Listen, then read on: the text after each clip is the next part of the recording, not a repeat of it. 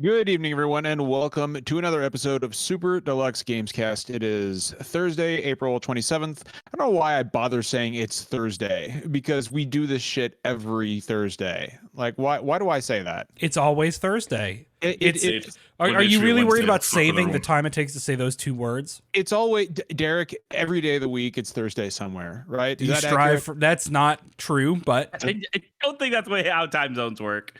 I think, Oh, but here's the deal. I feel like that's the vibe we're going for. Rar says saying it's Thursday helps bring it back to reality. Hello, everyone. We are going to do, once again, the video game talk like we always do. Hey, thank you for the sub, NPW123. Appreciate that.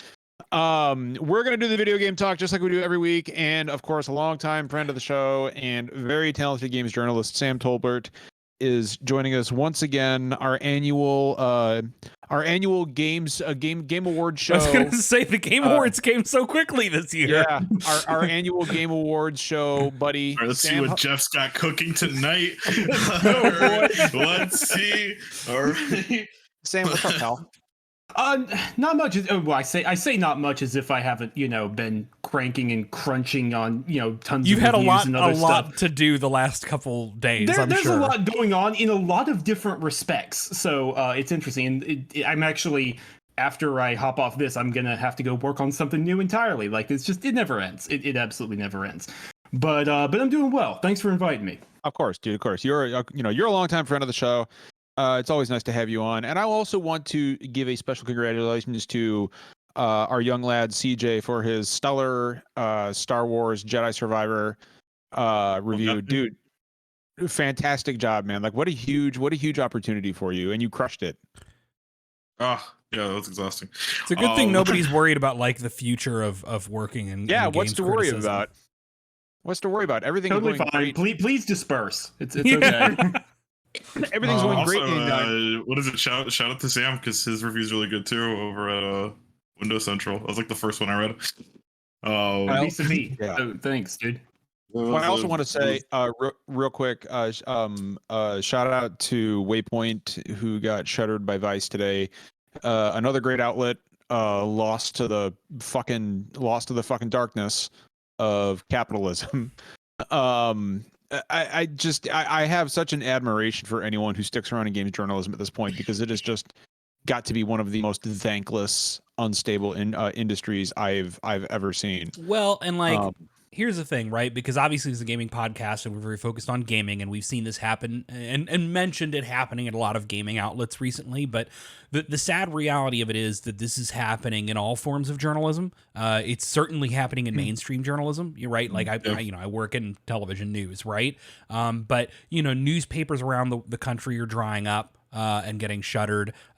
News, whether it's like hobbyist or entertainment news or like mainstream news, political news, like investigative reporting, all of that stuff is increasingly owned by like venture capital, right? Or they're owned by giant corporations whose only interest is in bleeding them dry for their ability to make maximum profit for a short period of time before they shutter the outlet. So the state of journalism is pretty dangerous right now. So if you have the opportunity, if you have the means, please support local journalism. Please support, good like outlets that, for your favorite like hobbies. Support independent journalists, right, on Patreon and the like, because shit sucks. It truly does. And I am always extremely disheartened to see stuff like this happen. So hopefully everybody affected can get back on their feet. As we do have plenty of video game stuff to talk about tonight. Some very big news dropped this week that we will the get importance into. of good journalism, because frankly, none of us would be in a good shape to talk about what's going on with this Activision Blizzard Microsoft merger, acquisition, what have you, were it not for the work of talented journalists, not talking heads like us, but journalists. That's why it was really important for us to have Sam on.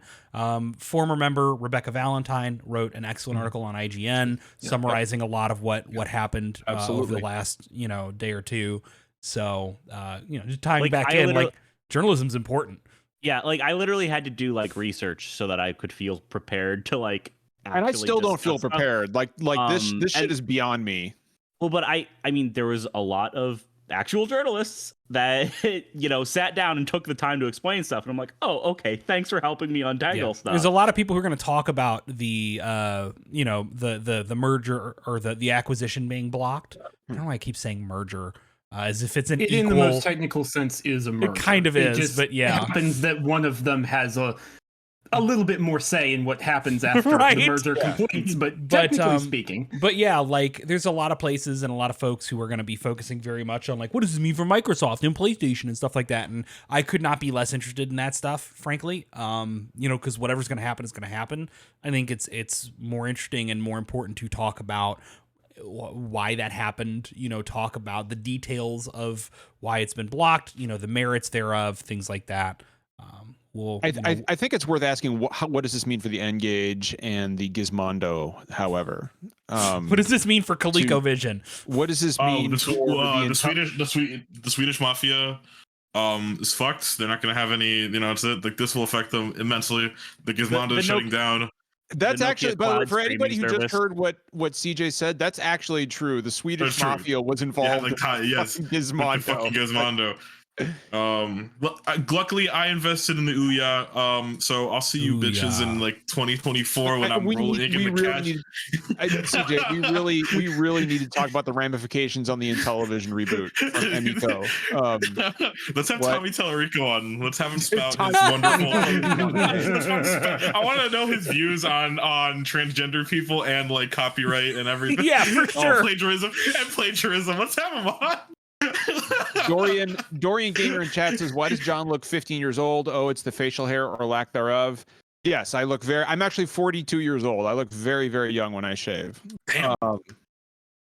It's, blessed with good genes, I guess.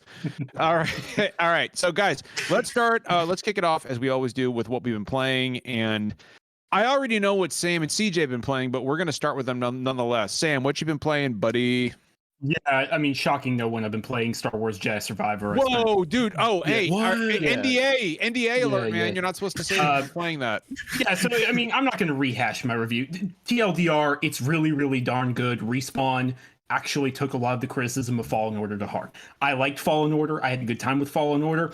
There are certain parts of playing Fallen Order that make me want to tear my hair out when it comes to navigating some of the planets and the complete lack of fast travel and honestly the appalling lack of accessibility in a lot of areas. So they really took a lot of that to heart. They have done a good job with it. And so not only is Jedi Survivor a great playing game that feels good, it has improved combat, improved level design, all that. It's a very personal story that I have not seen from a lot of Star Wars media not named Andor in a long, long time. So I guess that's my next. Sam, I gotta ask, like, how long before we see Cal Kestis in his own live action Star Wars show? Oh, fuck, I hope not. I mean, Cameron's an actual actor. Cameron is a talented actor. He played the Joker in Gotham. Yeah, I mean, performance acting is blurring the lines in a lot of different ways. It's I still hear a lot of people refer to things as voice acting, and that's something that I've actually talked to some actors about, like Roger Clark, who was in Red Dead Redemption 2. He's very passionate about, like, no, this is performance acting. This is actual acting. It's just in a different medium. No, in this, like, I liked Cal before. I know Cal got some criticism. I really don't want to get into that right now because that's a whole other debate. I liked Cal. Here, Cameron actually gets to shine. They actually give him a lot of fun things to work with. They give him some very poignant questions that aren't actually given answers. And I like that about, like, hey, what does it mean to be a Jedi in this age where there's no one left? The Order is gone. A fascist imperial war machine is winning no matter what you do. Doesn't matter how many stormtroopers and inquisitors you kill. They're just spreading to new planets anyways. Is it okay for you to deny yourself compassion and love in such an age? I think that's really, really interesting. I like that kind of stuff, and I'm glad that there is a piece of Star Wars media tackling it. So yeah, I don't want to say too much. Play Star Wars Jedi Survivor. It's a good game. So, Britt, Jesus Christ, Britt. What'd she say? I can't read the chat. It's in the Twitch chat. God damn it, Britt. Oh, Derek, don't encourage this behavior. Me and Britt will always encourage each other's worst behavior. I hate to break it to you. So one thing I did hear, and I'll use this opportunity to kick it over to CJ. I heard the PC port of this is really busted, like really, really busted.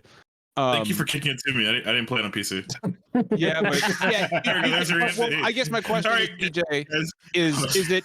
How does it play? You played it on PS5, right? I played on PS5. I think I got lucky because I think the worst I experienced was some frame like some slowdown on like the open-ended areas of it, which Sam didn't touch on, but like the game's a lot more expansive this time around. The main hub planet of Kobo is like it's not open world, but it's pretty damn big.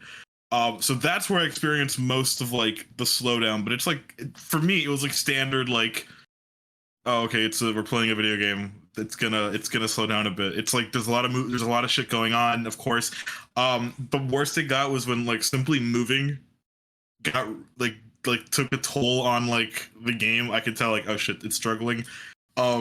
I read other reviews and I watched a few other ones. Like people got like some crashes, people got some bizarre glitches. Oh, another big glitch was like Cal's like clothes would like clip through him in like really bizarre ways, or like start freaking out, but like nothing that like broke my game. So I felt pretty lucky. Overall, I know like there's a day zero patch. I think I went back to like the open-ended areas. I guess it's better now. I really can't tell. You know what I'm saying? Like I don't know. I don't feel like replaying it right now. But I'm sure like it fixed some things, but not everything. I feel for like everyone who got a PC, but well, the PC port of Fallen Order was busted as well, right? Like that entire game was every busted version of on Fallen every Order is console. kind of busted. Really? That game is still busted on PS5. That game is still busted. It has some issues. It's that game, and I talked about it, it's like Respawn. You could tell like they weren't comfortable making a third-person action game, right? It was also the it makes first sense. Game on Unreal, so right. Like, it was the first game on Unreal. Yeah. It's a third-person action game. It feels like a cobbled up mess of like other ideas that were done better in other games, and it's like a miracle it turned out the way it did, right? So a lot got decent reviews. A sequel is greenlit. Here we are. So on the technical side, it's fine for now, but again, nothing worth mentioning on my end. Again, maybe I don't need. Sam, what did you play it on Xbox? I played on Xbox. From what I've gathered, I haven't seen extensively. It seems like it was a little worse on PS5 than it was on Xbox specifically during the pre-release, during the review period. After the day zero patch, it seems like it cleaned some things up on both to where it's about the same. I will say the slowdown I experienced on PS5 was the exact same slowdown I experienced when I played the preview last month. That was on PC as well. So it's really? still but again, nothing major. I think I just got lucky. I think because I saw videos of like the glitch, like I think of IGN's review. Cal would like float in the middle of like Jedi, a fight. though. He's supposed to float. He can float. Cal was like, I must go now. I didn't need to be. Yeah, you're right. That's on me. I'm an idiot who doesn't know the lore. Come on, CJ. CJ I'll use shit about the lore. I'll use this really quickly to echo some of Sam's like praise. Like it is very good. It's a very I've fallen off a lot of AAA like story driven games, right? I didn't finish God of War Ragnarok. I really did not like Ghost of Tsushima. I still have to play through Horizon Zero Dawn. Like nothing has like really captured me in the same way that something like that. It feels like all those ideas condensed into like a very cohesive and fun like experience, right? And I liked it. I liked the story a lot. I liked it. Didn't really I can hear my own voice from echoing in someone's like thing. I like that the story didn't rely too heavily on like Star Wars callbacks. I didn't feel like I was playing fucking Dave Filoni's fan fiction for the first time in a long time. Like Star Wars felt new and refreshing, and like there was some clear direction. Also, prequel nostalgia is the closest, the easiest way to get to my heart. Loved all that shit too. It really is like one of my favorite Star Wars stories in like a long time. I truly loved it. It's also maybe one of the best video game sequels we've got in years. Like the jump is ridiculous. I can't overstate that. As Sam, like you said, like they listen to everything. Yeah. Every complaint, whether it's exploration, movement, even fucking customization. You can make Cal look like a fucking like alpha male asshole on Twitter. Like If you get the right haircut and, And like you facial should. hair comp, You you should. should. Actually, I unlocked. I should have taken a picture of it. I unlocked like the long hair bandana look. Hell yes. Oh, it's the sickest thing in the entire wood world. stock. I did see one Cal Kestis that looked like a fucking meninist, and I wanted to throw my phone down a fucking Incredible. sewer. Activist. But yeah, Survivor's great. Like I can't recommend it enough. Obviously, I guess be cautious of any technical stuff beforehand, because I doubt a day zero patch is gonna like catch everything. Oh yeah. And if it's any indication, like the first game, it'll take a little bit to like flourish into like something truly like, you know, great for on every platform. But for now, like I can't recommend it enough. It's I guess it's my favorite game of the year so far. Though I will say, I fully intended to start playing Final Fantasy IV at some point this week. I bought 4 and 6, so naturally I started playing Advance Wars instead, because I'm a fucking boy. All right, I just finished. I was literally playing. I finished the first like level that they let you like free. I just finished it while you guys were talking about. So you're not even in there yet. Hell no, yeah. no, dude. Okay, so I don't play tactics games. I don't play JRPGs. I did play Wargroove but when it came out. Love that game, and I always wanted to play Advance Wars. Oh, then you know you're gonna love Advance Wars. You'll War love it, Group yeah. is just. Oh, dude. Oh my god. This was worth the wait. I'm glad Nintendo went and stopped the Ukraine-Russia conflict just to release this now. I'm so glad. I'm so At the end of glad. the day, Nintendo was what brought world peace. They unified. They did it. Sure, they're garnishing the wages of some poor like leaker or like guy right now, but who cares, bro? Advance Wars fucking roll. They just own like fucking 35% of a whole human being. But hey, look, hey, but have you played Advance Wars? But Advance Wars is pretty good. Anyway, that's it on me. Rar pinned force choking during sex. You just noticed that. I'm glad. Wow, thanks, Rar. Oh. Appreciate that. Hey, I don't like that. Thanks for looking out. I don't like that. Rar, Excellent. I don't like that. I'm not even looking at the chat. Let's not do that. Well, you know what? It's too late. Can we quiet him down for like, you know, a few minutes so he can reflect like on No. Do you guys think does Darth Vader in fact force choke during sex? Bold of you to think Darth Vader fucks. Darth Vader is a Volcel. He's in it. Yes. First of all, he's not incel. He's Volcel. No. All First right? of all, him fucking was the reason why he became Darth Vader, John. Right. He'd never Yes, allow he's himself to do but- it again. He can't. He's like, first of all, nothing probably works down there because he was fucking. Yeah, like, he probably you lost know, his junk after he got dunked That's in not the what's fire going to anyway. stop him. They make pneumatic penises. It's Star Wars. I wonder if there's like a protocol droid that like. What if he's got like a lightsaber for a penis? It's like just like. Schwartz from Spaceballs. He's definitely got like a hydraulic. It doesn't matter. Force choke. Somebody said Force chokes himself during That would sex. be- Jesus Oh my Christ. god! Instead of- ironic, That's what he does. That's what he does when he's. That's what he does when he's masturbating. He just force chokes himself. I'm going to take the steering wheel for a minute because CJ was talking about Advance Wars, and that is most of what I've been playing for the last week and some change. So I want to talk about it. Oh, where's I hate Jeff? I want to do that. my Yoda. I want to do my Yoda impression. Just Where's send Jeff a voice message. Good to drive, I am. Hand me my keys, you must. What the fuck is happening? CJ's been unleashed.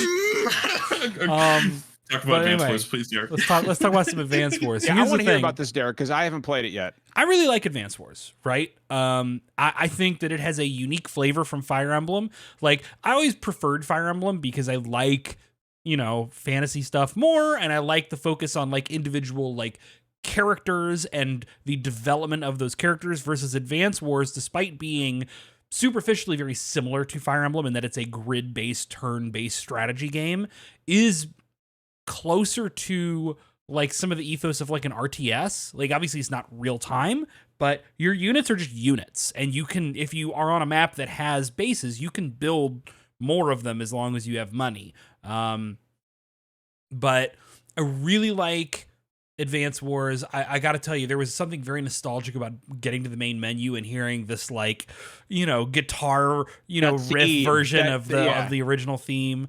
I love the new character artwork. It's this really, really gorgeous kind of reinterpretation of a lot of these characters. I like the didn't voice acting. realize it was Way Forward that developed Yeah. this one. Yeah. Yeah, it's And pretty cool. That's awesome. Like it's Yeah. cool. Like I thought it would be like internal, right? I Yeah. assume like intelligence systems is busy doing Fire Emblem stuff. Right, exactly. But also, so apparently Advance Wars was always intended to have like a war games aesthetic, and that's more obvious in some of the like Japanese games and like Japanese like artwork and covers and other games that weren't released here, you know, earlier in like the Famicom Wars series. So like I like that the game leans into that toyetic aesthetic. The map has, you can see like the cardboard, like the edges of the map where it's like a tabletop. You know, the vehicles look like toys. You know, they're meant to look like a shiny plastic little painted miniature that moves slightly unrealistically. You know, it's just a really fun game to play. My favorite change to the games that I think makes a huge difference is the ability to reset turns. Ooh, and I didn't know that. Yes, it's not like you might be thinking of like recent Fire Emblem games have given you the ability to like rewind X far in time, and it's not like that. You have the ability to reset to the beginning of the turn you were in, and that's it. So you do a turn, when you hit end turn, you have locked into those decisions. Also, it's not the most convenient thing in the world to activate. You got to pause, you got to go into options, you got to select reset turn, and then Nell has to pop up and be like, hey, are you really sure you want to do this? Right? It's not the simple button press thing. And this is a weird situation of, I think that's a good thing because it has created a little bit of a barrier to using it. It is, and also once you do it, there's a little bit, it's not quick. It takes a moment to like fade to black and plays a musical cue and resets everything. The point is, it's not zippy, which means you're not going to abuse it because you will waste so much time resetting your turn. If you were to reset your turn every time a move was not like the most optimal choice. Save states, for people who played like Advance Wars with save states on an emulator, for example, you ruined the way that game is meant to be played. Like you've got to a certain level, you have to commit to your choices. So I like that they gave you the option to go, no, this turn is really fucked, and I know I'm setting myself up for failure. Let's go back to the beginning of this turn. But you have to commit. And once you hit end turn and give the keys back over to the enemy, you know, that's it. It's a decision that works really well for Advance Wars and has really helped, I think, even out some of the difficulty curve of that game. Well, so Derek, I wanna jump in real quick just to say something and then ask you a question. Sure. One statement. If you have not played Advance Wars and you're going to, don't be fooled by the cutesy look. That game will fucking destroy you. It's hard. It's much harder than any Fire Emblem on default. Advance Wars is legitimately extremely difficult. And two, I do Derek, like that they give you like two like difficulty options like out the gate, right? There's like the new version, the new one, and like the classic one. Yeah. I'm not sure what the difference is. I'm playing on Me- casual, and it's not been as difficult as I remember. So I definitely think it's an easier difficulty mode, but it's not easy. Like I'm not steamrolling the game. I'm losing matches. I'm having to think about how I'm redoing it, but it's not quite as punishing as the original. But like the original's infamously really fucking hard. So well, and you know. so like Rar in chat just says I'd have guessed based on his presentation that it was an entry into the genre. Yeah, it's the total opposite. These games will rake you over the coals. I think you can play Advance Wars 1 and 2 Reboot Camp and play it on casual. Right. And the game, because especially the formation of the first campaign really layers in the mechanics and the unit types and the like rock, paper, scissors of this, you know, this thing is better. This thing, you know, works in this situation. They really do a good job of layering that in over the course of the first game's campaign. The first game is almost like the first half of the campaign is an extended tutorial in a lot of ways. Yeah, no, it's when the training wheels come off, the game's just like, I hope you were paying attention. Yeah, the game's like, you're gonna die. But casual mode's a tiny bit easier, and the reset turn option is great. And the fact that the game lets you in many places, and this is true in the original if I remember correctly, but you can pick between 3 different COs who have different like specializations. So Derek, in that's a my lot next of question. points. Who's your favorite CO and why is it Andy? It's fucking Max. Yeah, dude. Yeah, dude. Wow. I wish it was Sammy, because on paper I love the idea of doing like infantry rush and capturing territories quickly, but Sammy is not great for most of the campaign. Sammy's really good for multiplayer if you know what you're doing. But Max, especially for the campaign, he's a brick house. You just pick Ego Raptor and you throw tanks at the enemy until they die. It's great. Yeah, you can't. For my money, you can't beat the ability to heal all your units. It is good. It is good. Also, Andy is voiced by Veronica Taylor, just doing her Ash Ketchum voice. Yeah. So it's Yeah. it's extremely recognizable. But I love it. It's very charming. Veronica Taylor's still got it. Incredible voice actress. So yeah, Advance Wars is good. I'll go next. Surprise, surprise. I'm playing the Pixel remasters. I finished 3. I finished 4. I will say that the difficulty has been rebalanced once again from the Steam and mobile versions, because the final boss in Final Fantasy IV is the absolutely the most difficult iteration of that boss I have ever played. Like I died. See, I thought I kind of steamrolled him on the PC version, but no, I died 3 times on stream, and I have my party's level is mid 60s. Like it's ridiculous. So, but I cleared that. I'm on 5, and then of course I'm playing 6, and then I am going to play Advance Wars. There's not much else to say about the Pixel remasters. The real Final Fantasy would be John talking about a different game. Say that shit out loud with your chest, CJ. Go ahead. I'm not going to say your words. Dude, I said You words just to did. You. You just said it. No, say the John, whole thing. No, John, no, we no, shit no, no, talk CJ, you I want you to say every it. show. I want you to say it. Nobody's I want you afraid. to say it, CJ. Okay, so my favorite game writer wrote this, and in the Twitch chat, the real Final Fantasy would be John talking about a different game for once. Am I right? That's that. And CJ, you know what? That's fine. That's fine. I'll talk about just for that. I'm going to talk about Final Fantasy VI. Hey for an John, extra minute. actually, Austin Walker DM'd me with some specific insults he wanted me personally to know. That's fine. I am not on speaking terms with Austin I am still, Walker. of course, I started with 3. I wanted to play 3, 4, 5, and 6 before I play anything else. So I've got, Advance Wars staring me in the face on my Switch, but I'm not touching it until I finish 5 I and wasn't 6. here last week. How are you liking like the Switch versions in comparison? I'm actually PCs? really loving it. Like the console versions have some serious quality of life upgrades from the Steam versions that I really do hope get patched into the Steam versions, because and I think Derek will agree, and Derek has mentioned this, like a lot of people simply don't have time for big 40 hour JRPG. I will die. I'm so excited. I will die on that hill of So, experience multipliers. You can boost so your excited. experience Oh by 4 times. You can boost the amount of gil by 4 times. You can turn encounters off if you want. Like you can switch between the new arranged soundtracks and the classic soundtracks. Like it's actually a really, really good package. It's one of the best collections that Square has done, actually. With Final Fantasy IV, CJ, you probably don't need to bump that multiplier up to higher than like 1.2, 1.5 to just 6. breeze through that game. I mean, Jeff is at the end. 6 Jeff is at probably the end game, and similarly. it took him 10 hours. Like Final Fantasy IV is not a very long game.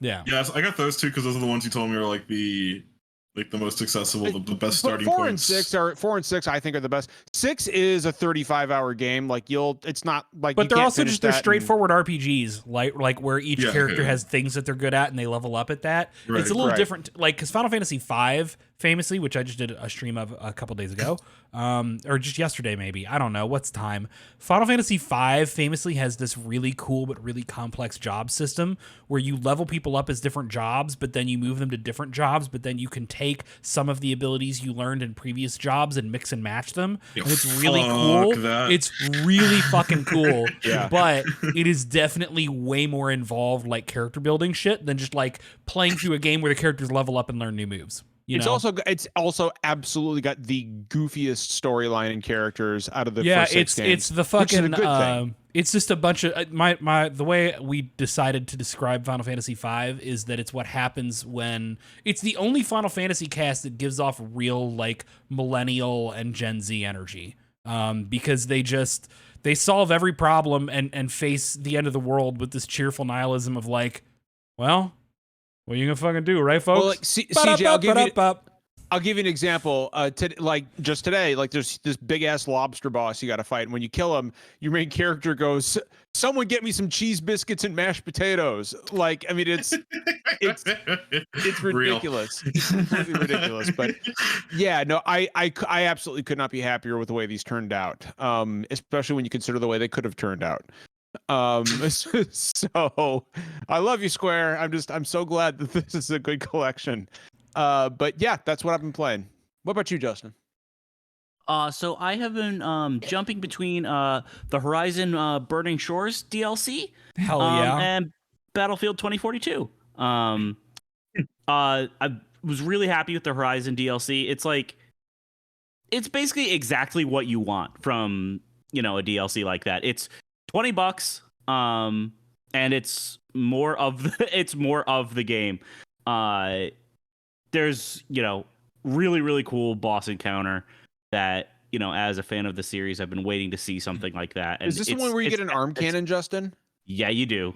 Yes. Hell yeah. Yeah, no, there's some really cool new weapons, some cool new machines, some important new characters. Like, it's still very much like a side story thing. Like, if you don't play it and then try to jump in Horizon 3, as long as you've finished, 2, you'll probably be fine. But, if you liked Forbidden West and you want more of it, I definitely recommend Burning Shores. I really, really did enjoy it. Like, is it better than Frozen Wilds like that? I know, because I was reading comments about it. Like, so it feels like, because like Frozen Wilds had a lot more like obvious improvements over the base game than Burning Shores does. Yeah. But like Burning Shores is still like, but like it's just like it just has the level of polish of Forbidden West, which was also a big jump over Frozen Wilds and everything. It's just more of it basically. So like the main jump is in the main game from like the base game to Frozen Wilds to Forbidden West and now Burning Shores. But like I still really enjoyed it. Like Horizon is a series that it's kind of hard for me to explain, because like I find those games so fun and so pleasant just to be in. Like that, like just getting to play them and like even sometimes reflecting on them, I could think of tons and tons of criticisms I have of the games, but when I'm actually like have the controller in my hands and like am playing it, like I don't know, it just puts me in like this nice happy place. I really love that series. So yeah, Burning Shores is really good. So yeah, if you like Horizon, definitely check out Burning Shores. And Battlefield 2042 got another big map rework. And this one is really, really good too. So if you haven't been following the development of that game, they've essentially remade almost every single map in the game. And like they've done far more work on those than I thought was even remotely feasible. Like some of them basically feel like entirely new maps. Like they took a lot of the criticisms to heart. Like the game has just ended up in so much of a better place than where it started. And then coming next season, is going to be the last map rework, and they also have been adding new maps too. It hasn't just been reworking the old maps. And the new maps have all been good. So yeah, like they've done a really good job supporting that game. I've really enjoyed jumping back in on it. And yeah, like if you haven't given Battlefield 2042 a shot, or you haven't played it like since launch or something, absolutely check it out, because I think a lot of people are really going to dig it. I know it actually it was on PlayStation Plus, I think in March and stuff. Yeah, so everyone has access to it. Had like some free weekends and stuff. Justin, my only question is will it give me that experience of actually being on a battlefield for real? Oh yeah, of course, because you're always jumping off pulling your parachute, Right. sniping Right. To our guys listeners, right out of the perfect. tanks. when I was at John's house, he kept telling me all about how he had like this huge ass grappling hook and he would shoot it at like construction exactly. guards to like jump That's up. actually You know what I'm saying? that's actually how we got to the skiff in the morning in Fallujah. Like he exactly like I remember that. So when I was playing Battlefield 2042 with Justin, I'm like, oh yeah, this is like what John told us. He this paints is like picture this is like so basically vividly. John's career. Like it's You know what I'm saying? It's there. And then Advance Wars were your worst days, basically. Advance Wars are basically a summation of my worst time at war. Yeah, exactly. It was a really that those games perfectly encapsulate the most harrowing moments of my life. The horrors of war. The fog. Every now and then, CJ, I'll wake up in tears thinking about the Orange Star Army just shooting indirect fire over our compound. It was just, CJ, fuck, I don't want to talk about it. Like, I don't want to talk about it, CJ. Yeah, like, it's sore subjects. I just, fuck this. I can't. Bye. Yeah, he preemptively did it before you could, Derek. I still have time. I can still do it. Thank me for my service, CJ. John's gone. Time to get to the real topic. Hey guys, don't tell John I'm playing a lot of Final Fantasy. Oh, hey, what's up? All right, let's hop into our first big topic tonight. So, of course, the Activision. So, I feel like the waters are pretty muddy on this. Has Microsoft's purchase of Activision Blizzard been stalled or halted, or what exactly is going on? Sam. Yeah. What exactly? Why don't is you the lay deal the here? groundwork for the discussion here? Okay, so if you've been living under a rock or something, essentially, while approvals are needed all over the world because it turns out Activision Blizzard is a massive company with offices all over the world, there's a few big approvals that are really needed for this acquisition to close. There are 4. One in the US, in the UK, because they had Brexit and they broke away from the EU. That's why most people have never heard of the CMA before, because they didn't handle things. Right. The EU did. And that might have been we'll talk about that later. The EU, which speaks for all of the other European countries, and then China, which is handled by the SAMR, I believe is the regulatory authority. As a recap for all of these 4, what we've heard so far essentially is China has yet to approve, but they're probably going to. Then, because Tencent, actually, of all companies, has really been speaking out in Microsoft's favor. The EU had a lot of concerns, but they've been very receptive to a lot of the deals Microsoft has been making, and they are currently testing a remedy solution. That's a very complicated way of saying they're asking different companies in the European gaming industry how things work and what will work where and what will do what. Okay. You have the CMA, which has now officially blocked the deal. Country Music Awards? That doesn't make any sense. Why would they Competition be and involved in this? Markets Authority. Competition Markets Authority, John. Which we'll get back to that, but that is the complete opposite of what had been signaled recently. And then you have the FTC in the US, which has blocked, but for reasons I don't want to get into here, that doesn't really mean a lot because they've fallen off the wagon in a lot of different ways, and they've kind of just gone on a berserk anti-big tech spree. So, with all of that groundwork laid, this is a very big shock. The Financial Times, which is a well-respected financial paper in the UK, was fully expecting. Their sources were saying that this was going to go through. Other sources have been saying this was going to go through. The CMA even said a few weeks back that they realized they had made some errors in their initial calculations and that they weren't concerned about whether or not this would harm Sony. Sony was very thrilled with that, as you can imagine. They had some interesting things to say, but we won't get into... I just want to clarify, because they had basically officially dropped the console concerns. Yes, they literally said, hey, because originally, okay, I should back up, Justin. Back in February, the CMA in the UK said, we're concerned about 2 things. We're concerned about how this affects the possibility of cloud gaming in the future, and we're concerned about how this affects PlayStation if for some reason you decide to snatch away Call of Duty. That is what a lot of this nonsense back and forth that has just driven me crazy over the past few months has been about. The sniping back and forth about Call of Duty between Microsoft saying, hey, we want it everywhere, and PlayStation saying, yeah, but what if you don't? And It's been obnoxious, and it's a big part of why we have not talked about it in a while. Is because I have to get on a little soapbox here for just a moment, Derek, and then we'll get back to the main topic. Yeah, sure. It is some of the most bad faith, ill-argued, poor repute nonsense I have ever seen in the gaming industry, and it has done actual damage to a lot of the relationships between Sony and other publishers, Microsoft and Sony, and a lot of other different relationships. Yeah, it has been absolute nonsense, and it really needs to stop. But anyways, with that out of my system, so suffice it to say, when the CMA said, "Hey, actually, we made a mistake. We realized you're not going to pull Call of Duty away. We're no longer concerned about that." A lot of people, myself included, experts and legalese authorities included, thought it was just going to sail through at that point. It did not. This has come as a complete shock, and everyone. To answer John's initial question about what does this mean, the smart answer is that no one knows at this point. That's honestly the smart answer. No one knows if it's dead. No one knows if it's going to continue forward. There is an appeal process in Britain. As with a lot of things in the British government, there's not a lot of oversight to it, and it's a very high standard to reach. It is a very high level of proof. A good comparison, I think, would be like a lawyer's bar association review versus the Supreme Court. It's like, yes, they're both testing something on legal grounds, but it's night and day. It's a very, very hard thing to prove. So, Sam, if I could interject here, is that why people are saying, yeah, there's still a remote possibility this could happen, but it's looking more and more like the chances of it are more and more distant? Like, or are people kind of putting the cart before the horse?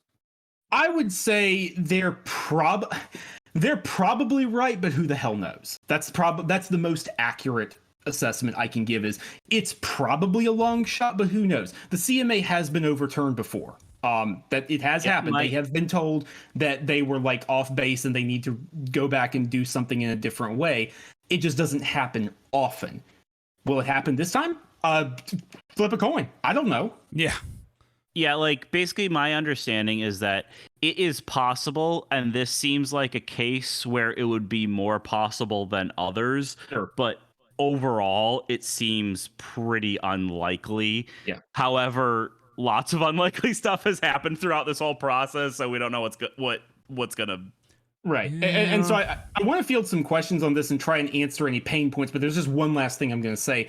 For me personally, and for a lot of other people and other people who are actually experts at this kind of thing, it's not so much this deal being blocked that would be a concern. I have complicated thoughts on the whole thing. I'm mostly for it. At the end of the day, I am more for it than I am against it, is what I'll say. I am very concerned about the precedent this sets.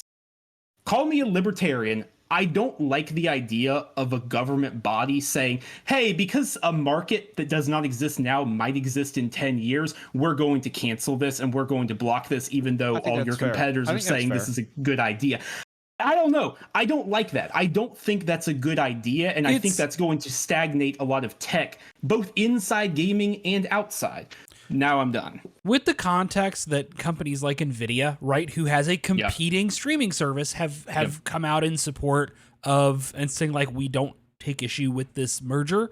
That's right. Like it's complicated, right? I mean, the whole thing from the beginning is complicated, which is why it's a big deal to me that like this is not about platform wars, Sony versus Xbox. It's why when everything was boiling down to sniping being done back and forth, we were uninterested in covering it because that's the least interesting part.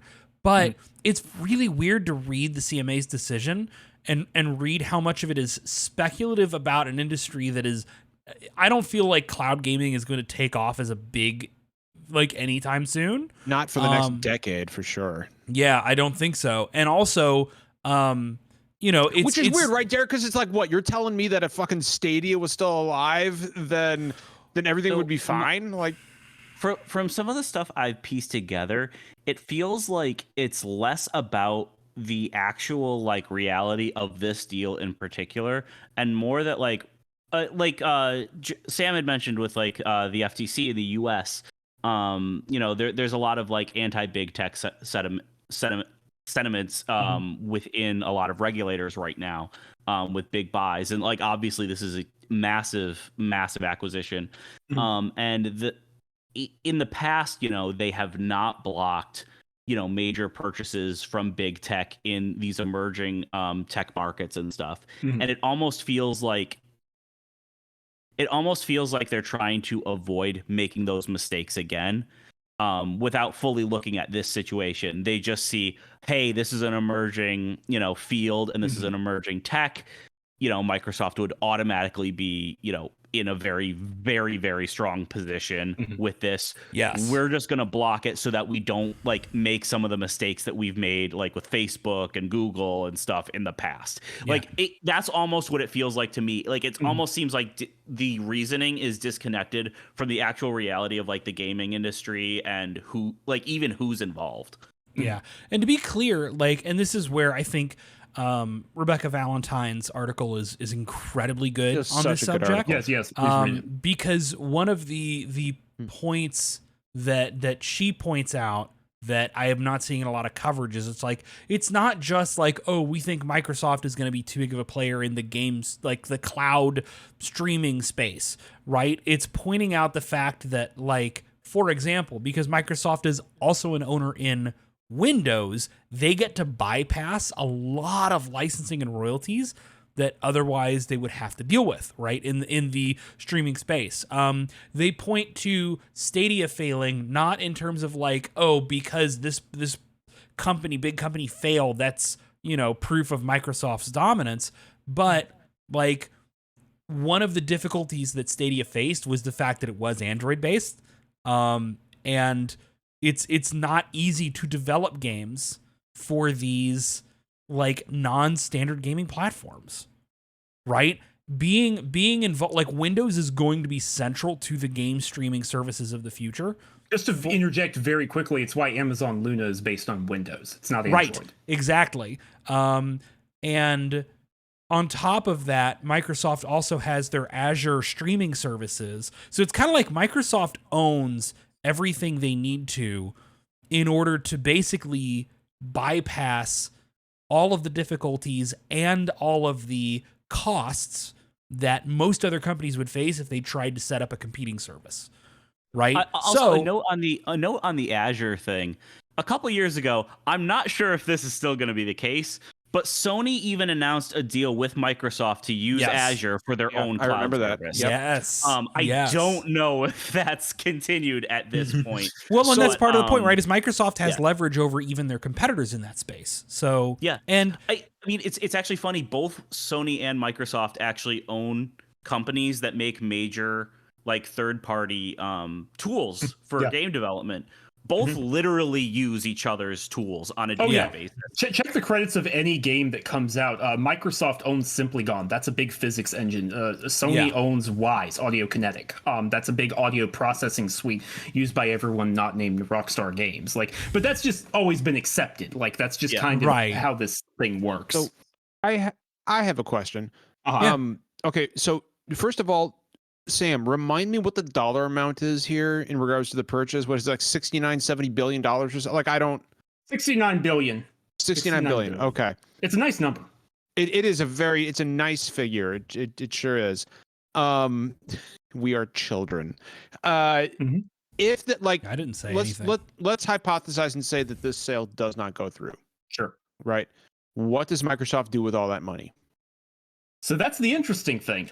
They have to pay a breakup fee to Activision. That's standard in merger law. You have to say, hey, we soaked up so much of your time. We have to pay you for, and Activision would have to pay Microsoft if there had been an issue on their end. So they have to pay them $3 billion, which is, an appalling amount of money to us. It's peanuts to them. Right. They made $51 billion past quarter, I think, in revenue. Not profit, that's revenue, but somehow I think they'll survive. Yeah, so they'll be fine. But the interesting question that you bring up, John, is what do they do with the rest of it? I've seen some people saying Phil Spencer's going to be in trouble. Satya Nadella's not. I got to be real. That's utter nonsense. I don't know what Phil Spencer has done to sell the CEO of Microsoft on gaming, but he has his ear in a way no one ever has, not even during the original Xbox days. Satya Nadella tweeted today talking about the accessibility features in Forza Motorsport. That wouldn't have happened under Ballmer. It wouldn't have happened under Gates or anything like that. Spencer has his ear. That 66 billion, or at least a large chunk of it, is still going to go into gaming. I don't know where into gaming, but it's still going to go into gaming. So I guess that's like the kind of, I guess my follow-up question for the whole group is, do they just, so I feel like let's just say that like they have $66 million or $66 billion left. That can buy several smaller studios. Do they just start snapping up studios if paying for exclusives if this deal doesn't go through? Because they've got to do something with that cash.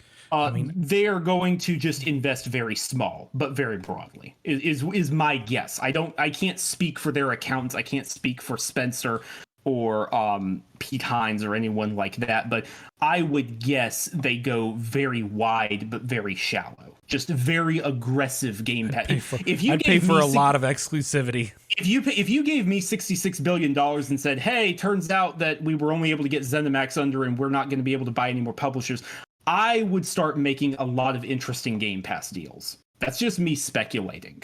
But I mean, I also do think that they're probably going to invest a lot of that back into their studios. Yeah, for sure. I mean, even without the Activision Blizzard studios, like Microsoft has amassed a pretty great stable of developers. They have quite a few now. And some of them are smaller, some of them don't want to expand all that much, which I respect as well, but there are definitely bigger ones that could probably use added investment, more staff. Can I be catty? Please. Nobody's gonna stop Maybe they you. can invest some of that money in getting a fucking game out the door. Own all these studios and none of them are fucking releasing shit. What is going on? This is Fable's in GameWorks Erasure. This is Hi-Fi Rush Erasure. That's true. That's true. I do love me some Tango GameWorks. Those aren't real Sam's games. gonna come Sam. through that fucking. Those aren't real games. No one has He's ever gonna come played through the that Evil fucking Within. monitor. If you haven't played Hi-Fi Rush, you're not allowed. Hi-Fi Rush is very good. That's not Forza Bro, Motorsport. they went into fucking a cover of Free Radicals. They're gonna by pour the 30 Flaming billion Lips. of those, 30 billion of those dollars into Fable. Get that shit out the door finally. Oh, dude, man, $30 billion Fable. It's gonna be ass as soon as it comes Bro, out. at like least all the other two Fable mil- games. at least $2 of that billion is gonna go into just a new trailer for Perfect Dark. Here's what they do. They're gonna use that money to hire Don Matrick back, and then we're good. Everything will be fine. We're going back They to just invested 2013. into Star Citizen. There we go. Yeah.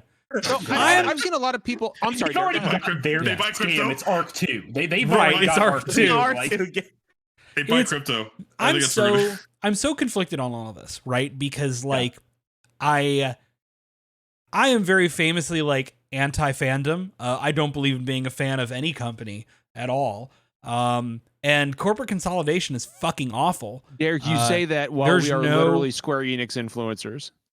That's fine. I love a lot of different. stuff. Here's the thing. I love a lot of stuff that Square Enix's artists make and put out, but Square Enix, the company, is a corporation, and I'm not here to I carry know. water for you. I know. But that's also how you can trust my opinions on games. But on the other hand though, right, while I detest this sort of conglomeration and I detest watching Microsoft and Sony race to buy up more and more companies, man, Activision Blizzard, is there a bigger villain in gaming than Bobby Kotick? Yeah. So let me just say that right now. Who is currently on a conspiracy theory fucking he's out here doing interviews where he's making up conspiracy theories as to why shit's getting blocked and get fucked, Kotick. Yeah. So let's talk about that. If this is blocked, let me just make this very clear. He's set for life. He's not going anywhere. Yeah. No, absolutely not. And to be fair, he's set for life if it goes through. Unfortunately, that's the game the rich play. That's the thing that's always sucked about this deal is I wanted him gone so bad, but also I kind of wish he would be gone without getting, a golden parachute. Sure. Right. What's the payoff for him too? It's 450 million, I think. Yeah. It's an amount of money I could never spend in my lifetime, right? But at the same time, I'm not going to speak on this. I'm going to quote a former employee of ABK that I talked to, who said, "I don't care if he gets a golden parachute as long as he's kicked off the fucking plane." Right. Yeah. And then number 2, Mike fucking Ibarra, right? And Ibarra Ibarra's got to fucking go. Ibarra is running Blizzard into the ground, and like Microsoft and him have already parted ways once. So my hope was Microsoft would buy them literally just so we could get rid of Kotick and Ibarra. That would have been worth it to me. And even outside of that, like there's the angle of unionization that we got to talk to. Yeah, that's true because Microsoft has yeah. been a lot more open and like we're gonna step out, and you know what? They fucking have stuck to their word. Unionization is happening. They've had to be on their best behavior, and thankfully they have been. And that's but I mean that's why it was a good opportunity for like a lot of these studios to really start pushing for this because they knew it was in both Activision and Microsoft's best interests to not get in the way. Right. And that's the sad thing about this whole thing, and like it's why it's so hard to like have any kind of like real solid stance about this because like we've all read the stories and stuff coming out of ABK about like employees and everything like that, and like I absolutely want them to have a better environment, but then like you look at the industry scale and it's like, well, this raises some issues if you're just looking at like the wider industry. Like it's just like that's why this has been such a mess of a topic to detangle, on top of the fact that just the sheer amount of money involved in it. And like it's what 10,000 developers I think that are 10, under the ABK. 2,000 at Activision Publishing. No, excuse me. 2,000 at King, 3,000 at Activision Publishing, 5,000 at Blizzard. Yeah, like there's so many people involved in this on top of like all the money. Aside from the games, so it's just become like such a deep like thing where pulling in one way.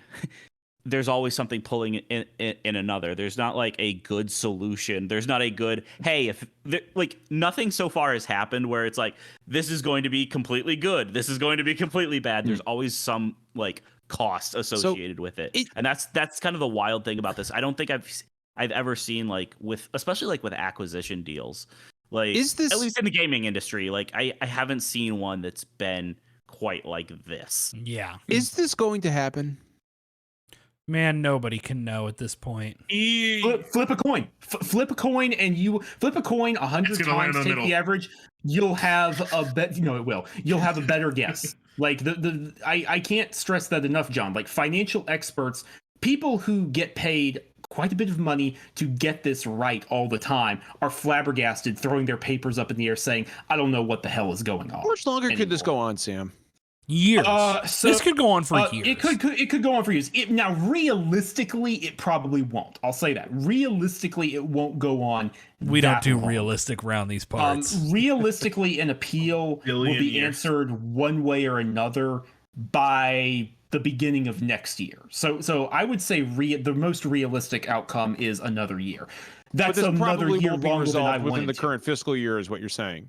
It will not be. They will be renegotiating. Like they're going to renegotiate to have a new end date of probably June 30th next year. June 30th, 2024 is what I would guess. I think also like how hard they pursue the appeal process also kind of is going to be determined by what the EU's findings are, and like how hard the FTC pushes in the US as well. Because if you're like, Microsoft obviously has the resources to like put up those legal fights, but when it's in multiple regions, like multiple major regions and stuff all at once, it gets way, way harder to push something like that through.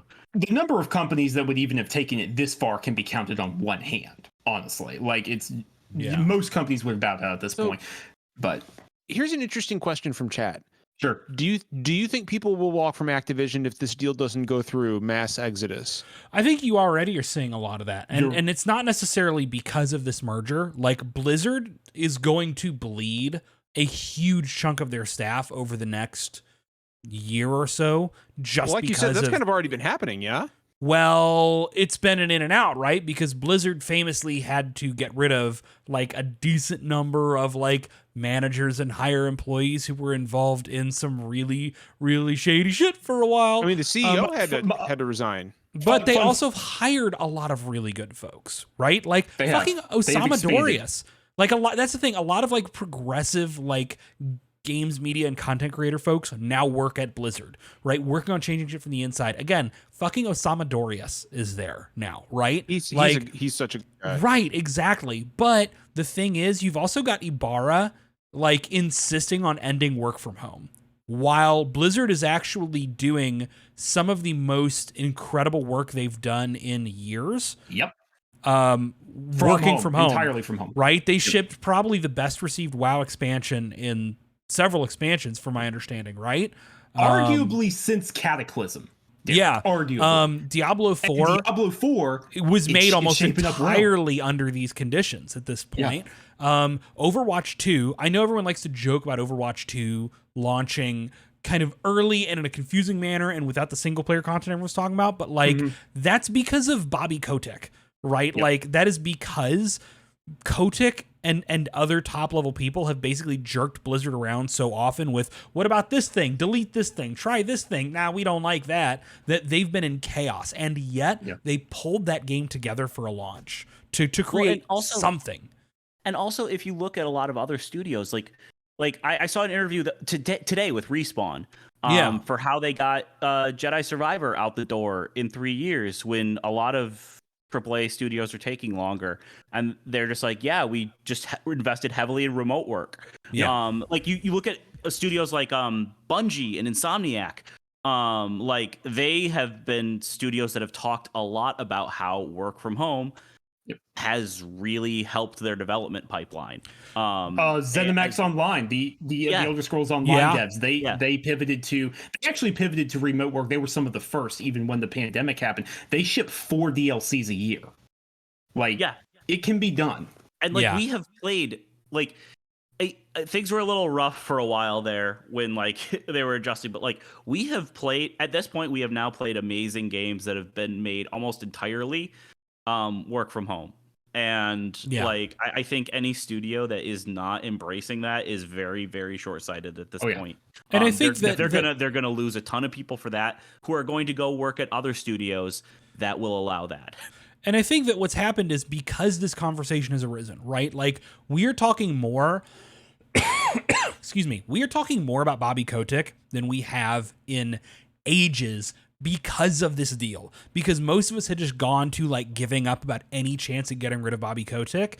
And then almost the entire industry saw this happening and went, wait, hold up. This could be it. Right.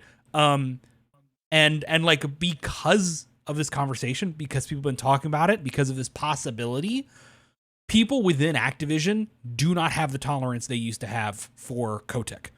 Right? Because the conversations we had about sexual harassment inside Activision and inside Blizzard, because revelations about Bobby Kotick threatening employees, things like that, people do not have the tolerance they used to have.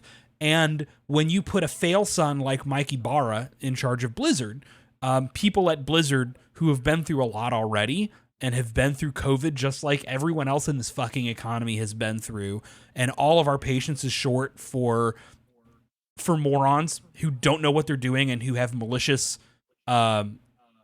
relationships with their employees. When somebody like that is in charge and makes asinine decisions like, I'm going to arbitrarily revoke work from home, deal with it.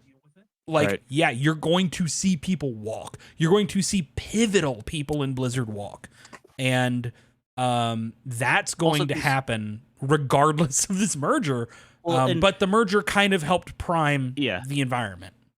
And I think one thing that like it hasn't been, it's not a huge story like, talking about, but like a lot of AAA studios are really actually reevaluating like employee retention, because right now you need to have a huge staff to ship a AAA game. You need to have a huge you fucking do. And retention and leadership has been this industry's biggest problem for ages. Yeah.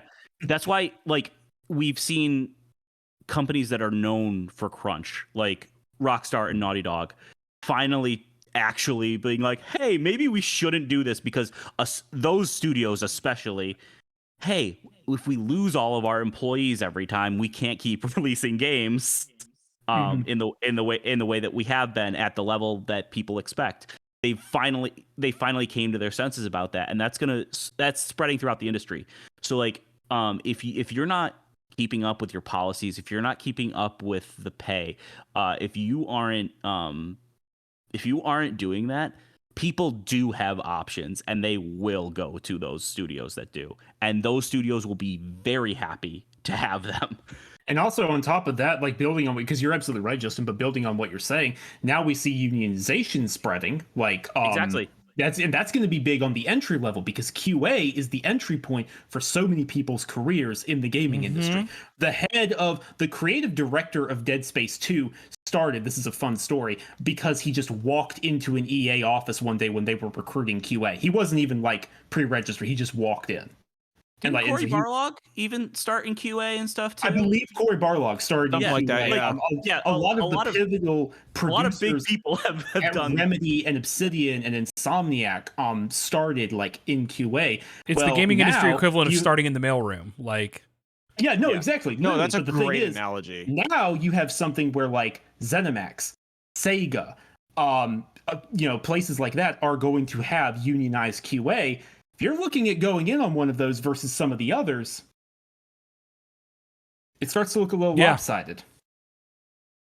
Well, and being able to see like unionization and see the fruits of those labors, word choice, not intentional, but to see that right on what is arguably in a lot of cases the bottom end of pay and the bottom end of working conditions, in a lot of ways. And like when you start from the bottom, then everybody above that starts to go, hey man, we need a piece of that too, right? Why do they get all of the good, benefits and better pay and consistent raises, and good bosses, and we're stuck with this shit?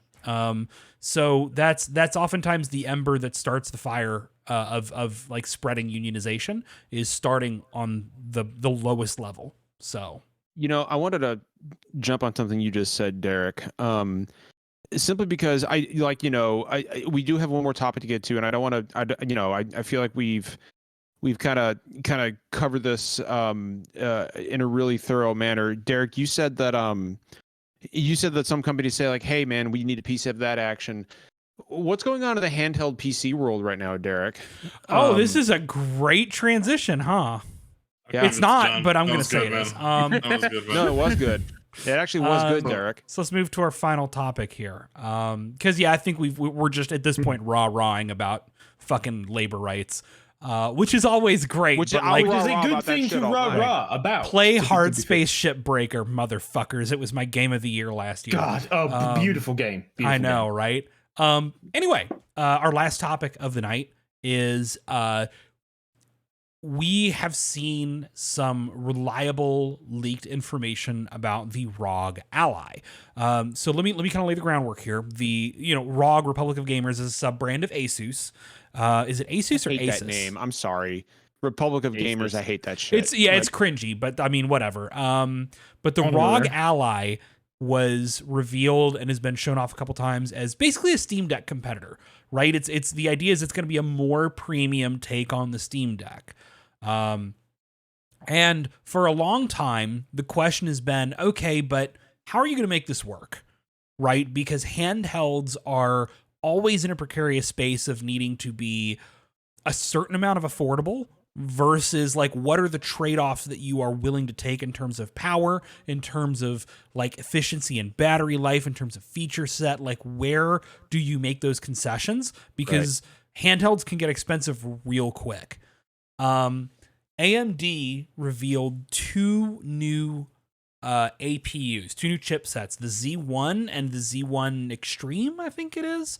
But anyway, good, like powerful, modern. They use like Zen 4 CPU cores and RDNA 3, I think GPU architecture. Really, really good, really, really powerful little APUs. They blow what's in the Steam Deck out of the water by comparison. They blow the Switch out of the water. While admittedly also, I think at their top end using like double the power draw, but that's a thing that's scalable. Anyway, The Verge managed to confirm with multiple sources that they got some details on the top end version of the ROG Ally.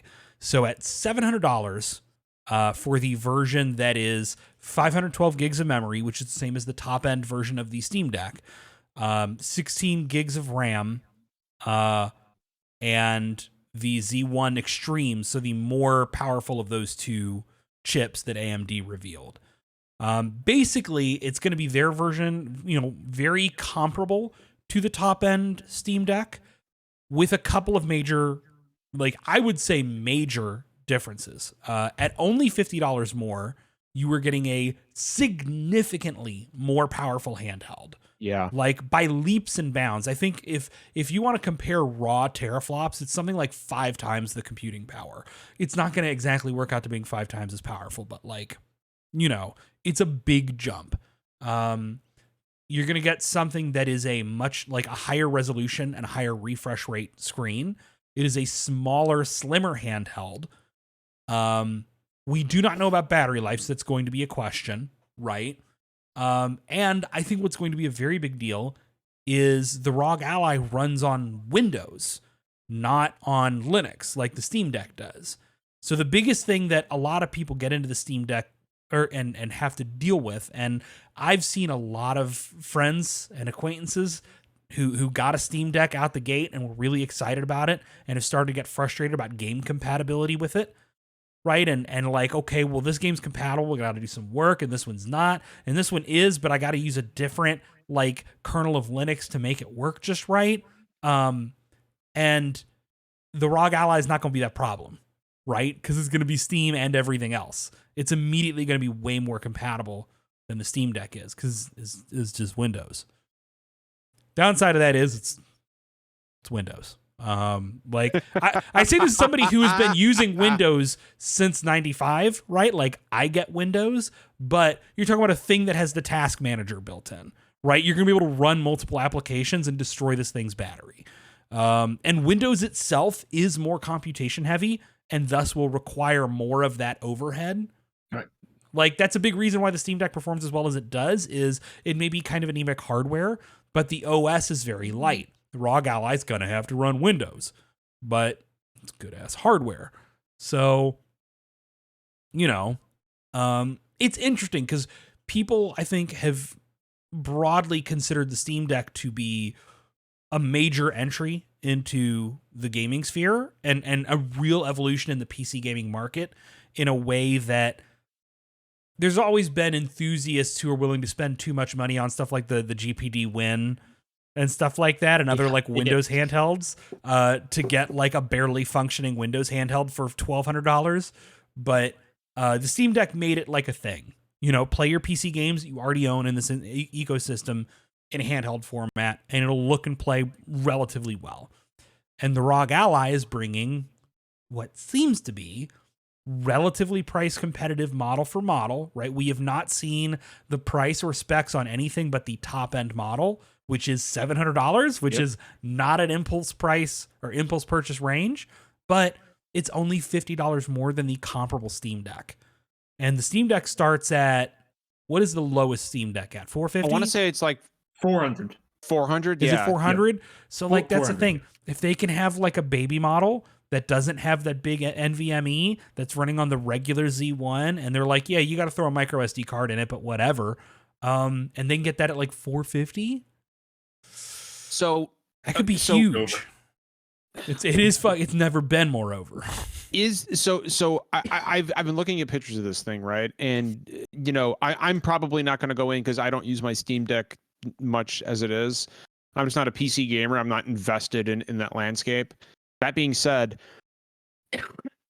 from an aesthetic standpoint, this is a far more attractive package than the Steam Deck right off the bat. I think you said, Derek, it's shocking to me because it's a Republic of Gamers branded product. Right. Yeah, it's actually a nice. They managed to make device. It not look like a fucking stealth bomber. It's Derek, you said what? It's 50% lighter than the Steam Deck. It's it's got more power. It's got I think you said the screen is what, 1080p to 1080p screen. 1080p, I think it's double the refresh rate. Right. Possibility, again, it's PC gaming, so you can set your own resolution and frame rate, right? You don't have to do... Is this, and of course we don't know all the details yet, but is this potentially a Steam Deck killer right out the gate? If they get the price on their entry level model right, yes, I think so. When like Valve fanboys, and look, I'm a longtime PC gamer, but again, famously anti-fan. But Valve fanboys are having to go like, but the trackpads are so important to me, and like, that's not important. Trackpads are not a selling feature, like, right? They're reaching. Yeah. They're really... Gyro in a handheld is like you're reaching, right? This thing, if their entry level model is $50 more than the entry level Steam Deck, the Steam Deck's dead. Because I am not a Valve fanboy. I'm a PC gamer. I have played primarily on PC, right, with games from all kinds of different launchers, all kinds of different stores. You know, I started on the old, you fucking put a CD in and typed in a CD key, right? So you're a PC libertarian. Okay. Sure. Yeah. I hate the shit out of that. but I'm looking at this thing right now. The thing is, like, a good-looking device. The thing that has held me off from a Steam Deck, obviously I wanted to see a jump in hardware, right? But also the fact that it is, I mean, it's not, you can connect other applications through Steam, right? But like, it's a hassle to do anything other than run Steam shit on the Steam Deck. And even then, it's not all games. Some games are verified and some will work even if they're not verified, and some are not. And like, I can pull up the PC Gaming Wiki and read through that shit, but most people don't want to do that. You know what does sound appealing to me? Buying a fucking handheld and installing a game on from GOG off an exe file, or like throwing an emulator on there so I can play fucking Dynasty Warriors Gundam 3 on our PCS3 on my handheld. Derek, I don't know if you mentioned this, but two things I was not aware of. One, that's actually an IPS screen. Yes, it is. Which, if as somebody who got into, it's got that Gorilla Glass, which means only John can break the screen. Well, for anybody listening, like, I got into modding Game Boy Advances and Game Boys for a while, and IPS screens are gorgeous. At the surprise of nobody. Whatever. Also, this is interesting. John, you like handhelds? The Ally will charge from 0 to 50% in 30 minutes. I don't know that I like that. I would turn that feature off. Anytime you have that seems really fast. Anytime you have rapid charging like that, it is usually destructive to the battery's long-term, like, maximum life. Yeah. That is why the Steam Deck charges as slow as it does, is because Valve wants that motherfucking battery to last. They did intend that handheld to last you a long time. I hope that's a feature you can turn off. I would not want a rapid charge. Don't rapid charge your electronics. It's bad for them. So how does Valve respond to this? Steam Deck 2 in 8 years at Valve's pace. I do think the Steam Deck has its fans, just because a lot of people are really heavily invested in Steam.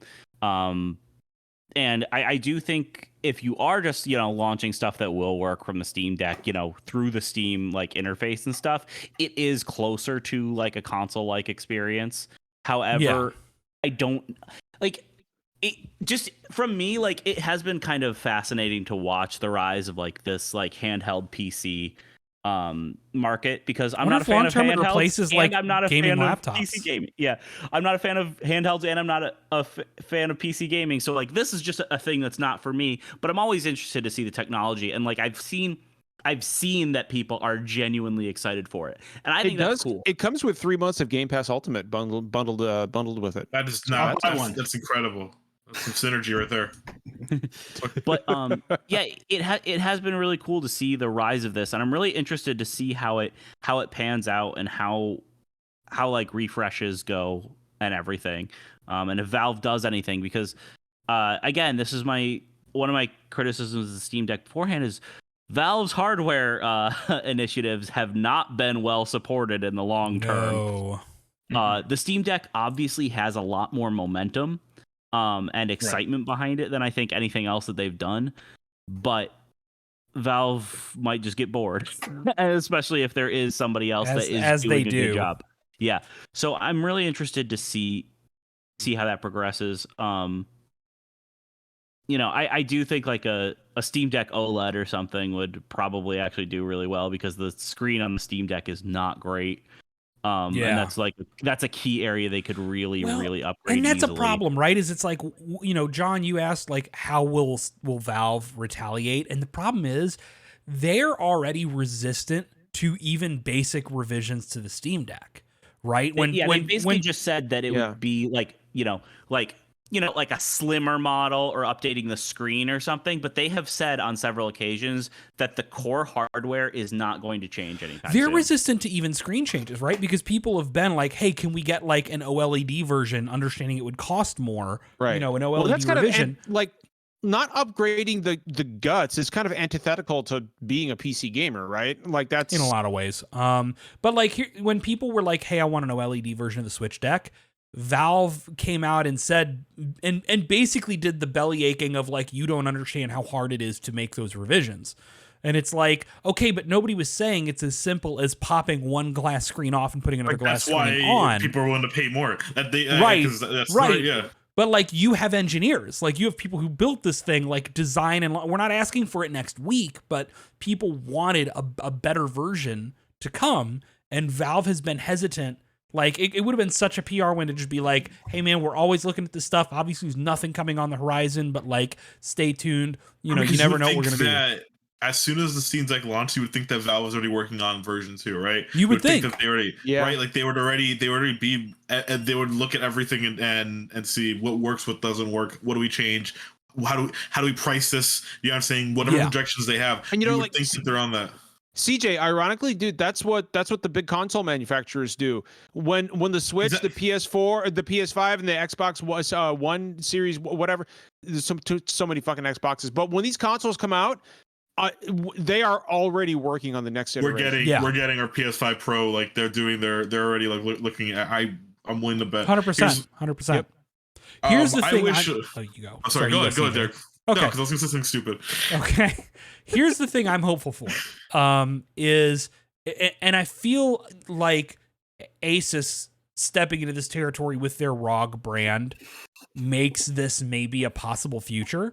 I would like to see handheld gaming, like PC gaming devices like this, start to replace the gaming laptop. Because let's put this all on the table. Gaming laptops suck shit. They're always tremendously expensive, have no battery life, so they're not even portable anyway, despite how big they are. They're so bad for battery life. They're something that seems really cool at first, and then the actual experience of using them is not great. They often have huge reliability issues because, of course, they run very hot. In order to get it too, like not even just like for the thing, but like they're uncomfortable to use. Like you can't put that on your lap. But the thing is, every company that's making gaming laptops, every one of these manufacturers is making all of the components to make a Steam Deck competitor, right? Or they're sourcing them, right? You get screens, APUs, your motherboards. Like you get these. Obviously, it's different going from a PC, even a laptop PC form factor, down to a handheld, like all-in-one device. But like, there's nothing stopping Samsung or Dell or whoever from popping out similar competitors. Dude, why isn't Alienware on this?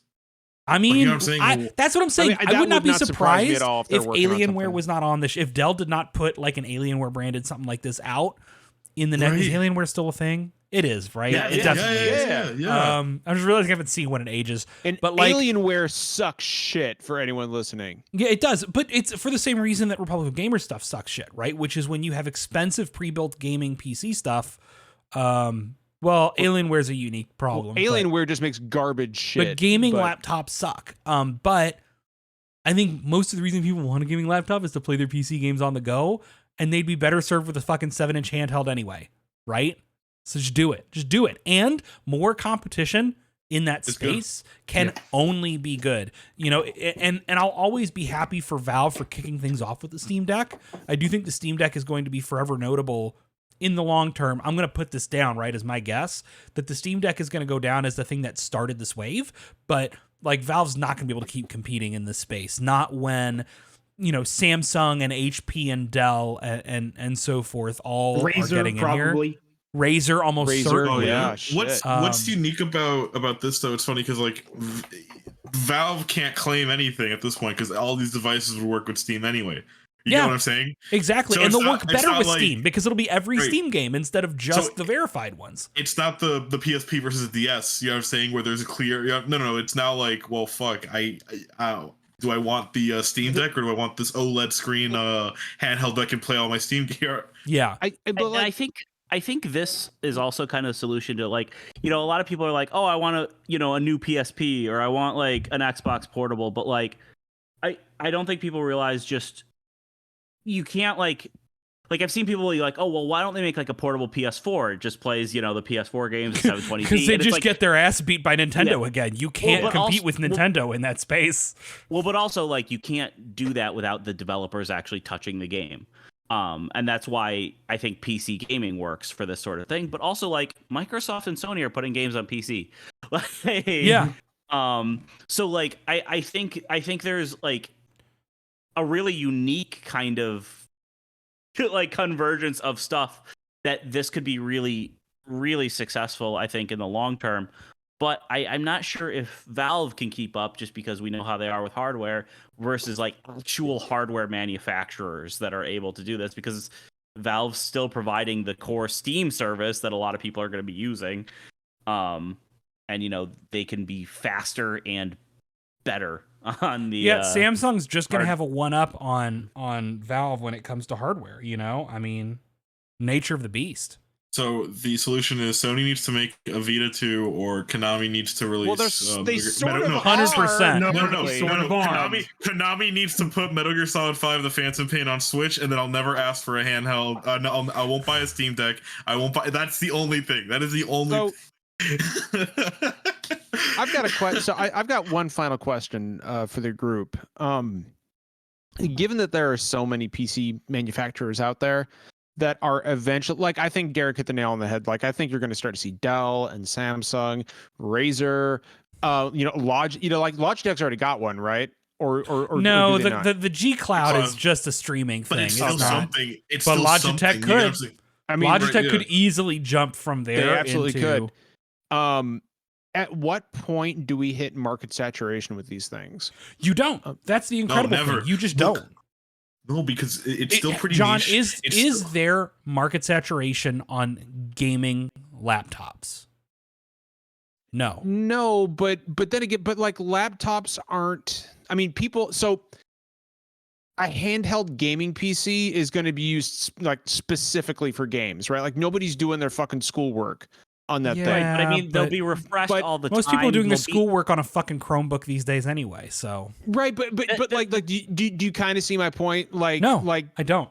people it's take gonna- laptops. But people use gaming laptops for all sorts of things, right? Like people they use them do, for. but again, like those laptops are already not good for productivity work, right? Like if you get a gaming laptop and you're in like an engineering course in college and you're going to use it for like drafting software, like it's already, gaming laptops are not reliable enough and run too hot and are too bulky to be used for stuff like that. Ultra slim laptops have taken over for productivity, right? So and also just like because of the nature of PC hardware, like it's always going to be a constantly moving target of which the best one is. It's not going to be refreshed as often as like laptops and stuff, because we do have to wait for there to be the APUs that can power these things. But like it depends on when you pick one up, which one you're going to be using, and what you buy at that time, and it's going to be constantly switching between, hey, what's the best one to get right now? What's the best one for my needs? Like, that's not going to be like a set in stone thing. It's not going to be like a console release where it's like, this is the one for a while. Mm-hmm. Well, we are bumping up against our time here.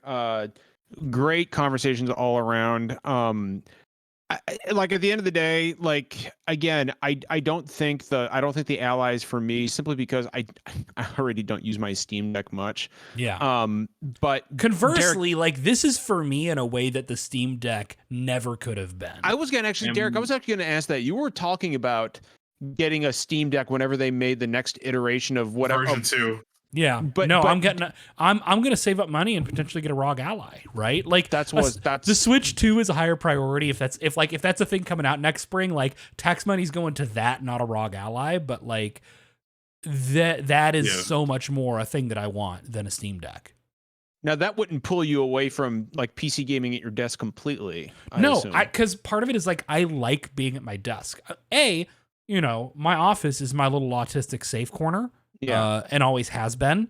Like CJ's laughing, but like for real, it is. This is a safe spot for me. Even in my own house, this is my space. Yeah, I get it, man. I mean, look at this. Look around me. Like I've got my shit down I have here. my enrichment center too. Derek. Yes, this is where I get enrichment in my enclosure.